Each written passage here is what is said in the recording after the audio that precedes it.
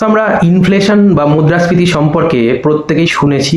তো এই বিষয়টা কি? বিষয়টা হচ্ছে যে যখন গুডস অ্যান্ড সার্ভিসেস অর্থাৎ পণ্য এবং পরিষেবার যে দাম বা প্রাইস, সেটা কি হচ্ছে সময়ের সাথে ক্রমাগত বাড়তে থাকছে এবং সেটা লং টার্মের জন্য কিন্তু সেই জিনিসটা বাড়ছে, সেই দামটা, তখন সেটাকে আমরা বলছি ইনফ্লেশন বা মুদ্রাস্ফীতি। অর্থাৎ জিনিসপত্রের দাম বাড়ছে এবং সেটা দীর্ঘমেয়াদী একটা বিষয়, কিন্তু এরকম না যে একদিন বাড়লো আবার কমে গেল, এরকম নয়। দীর্ঘমেয়াদী একটা বিষয়, তার দীর্ঘমেয়াদী একটা বৃদ্ধি পাওয়ার একটা বিষয়।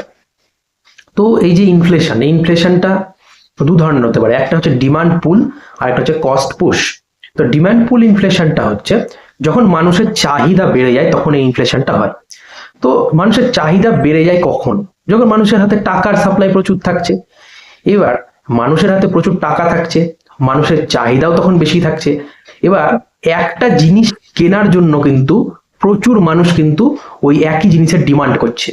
ঠিক আছে, যখন সবার কাছে টাকা থাকছে, মানি সাপ্লাই থাকছে সাফিসিয়েন্ট এবং সবার চাহিদা বেড়ে যাচ্ছে, তখন কিন্তু একই পণ্য বা একই পরিষেবা মানে একই গুডস বা সার্ভিসেস এর প্রতি কিন্তু অনেক মানুষের একসাথে কিন্তু ডিমান্ড তৈরি হচ্ছে এবং সেই ডিমান্ডটা কিন্তু ফুলফিল করা সবসময় সম্ভব হচ্ছে না, কেননা সেই পরিমাণ প্রোডাকশন বা সেই পরিমাণ সাপ্লাই কিন্তু থাকছে না। তাহলে সাপ্লাই যখন থাকছে না অথচ ডিমান্ডটা বাড়ছে, তাহলে সেক্ষেত্রে তো জিনিসপত্রের দাম বাড়বেই, মানে গুডস অ্যান্ড সার্ভিসেস এর কিন্তু প্রাইসটা বাড়বেই। তাহলে এইভাবে কিন্তু মানুষের চাহিদা বা ডিমান্ড ইনফ্লেশনকে কিন্তু পুল করতে পারে, মানে জিনিসপত্রের দামকে কিন্তু বাড়াতে পারে।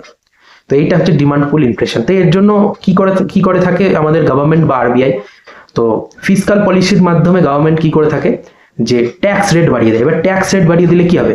মানুষের কাছে যে টাকা থাকছে সেখান থেকে কিন্তু টাকার যে সাপ্লাইটা মানুষের কাছে আছে সেটা কিন্তু কিছুটা কমবে, কারণ ট্যাক্স রেট বাড়ালে গভর্নমেন্ট কি করছে, মানুষের কাছ থেকে বেশি পরিমাণে ট্যাক্সটা নিয়ে নিচ্ছে, তাহলে মানি সাপ্লাইটা কিছুটা কমছে। দ্বিতীয়ত ফিসকাল পলিসির মাধ্যমে আরবিআই কি করতে পারে, ইন্টারেস্ট রেট বাড়িয়ে দিতে পারে লোনের ক্ষেত্রে।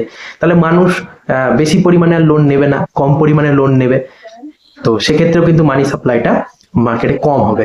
তো এইভাবে কিন্তু ডিমান্ড পুল ইনফ্লেশনকে ফিসকাল পলিসির মাধ্যমে গভর্নমেন্ট এবং যেটা মনিটারি পলিসির মাধ্যমে আরবিআই কিন্তু কন্ট্রোল করে।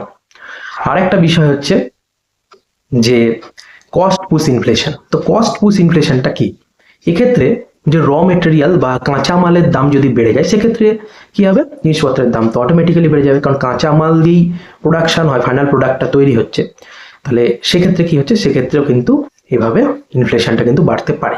তো এই হচ্ছে ডিমান্ড পুল ইনফ্লেশন এবং একটা হচ্ছে কস্ট পুশ ইনফ্লেশন।